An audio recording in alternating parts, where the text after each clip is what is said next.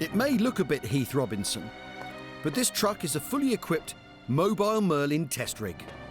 This is the only test rig that I'm aware of in the UK that's capable of fully testing a Merlin.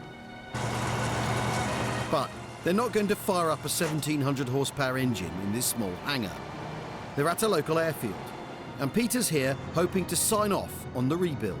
It's just a final run today, and I'll just come down and just to witness that, have a look, and if I'm happy with it, I'll accept it, and then it will be delivered to Biggin Hill as soon as possible, and the aeroplane's waiting for it.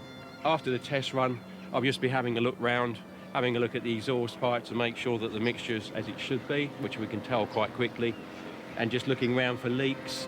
Once in position, the truck needs to be secured. I'm just putting the support arm on to counteract the torque reaction, stabilise the lorry.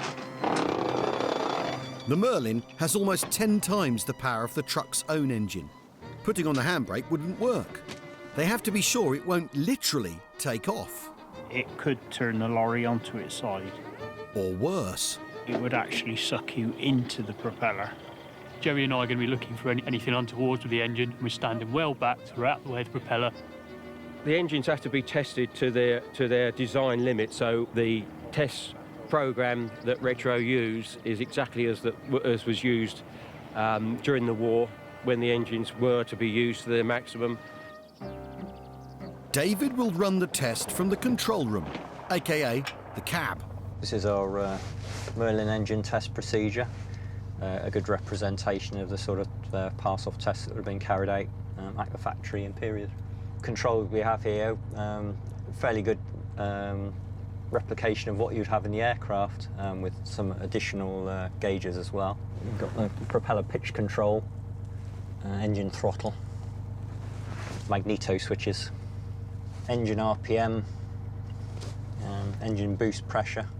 It's the moment of truth. Clear prop.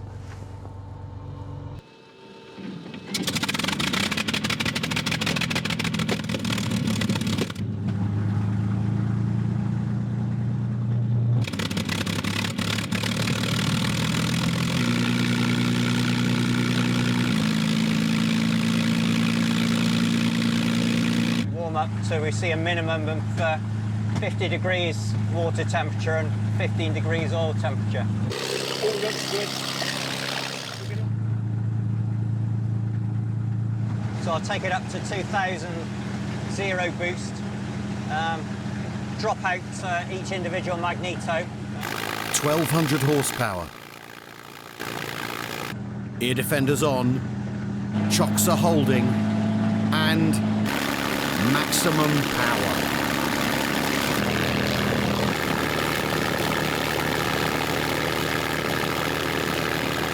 Well, nothing's falling off. They just come down from max cruise, maximum load that you can run the engine for continuously. Right, I'll shut it down then.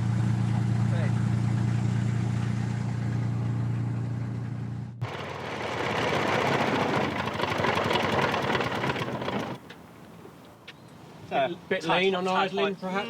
Bit crackly. No rise on shutdown. Tad high on the idle speed. Yep. We can check the inside of the exhaust stubs to see that we've got the correct mixture and it's all good. A bit of fine-tuning to do, but Peter's a happy customer. Nice to be able to see that it will handle it safely here on a rig, on the ground. So you're going to deliver the engine up, are you? Yes. Oh, you will? We'll see you next week then. This Merlin 66 is on its way to be reunited with its Spitfire.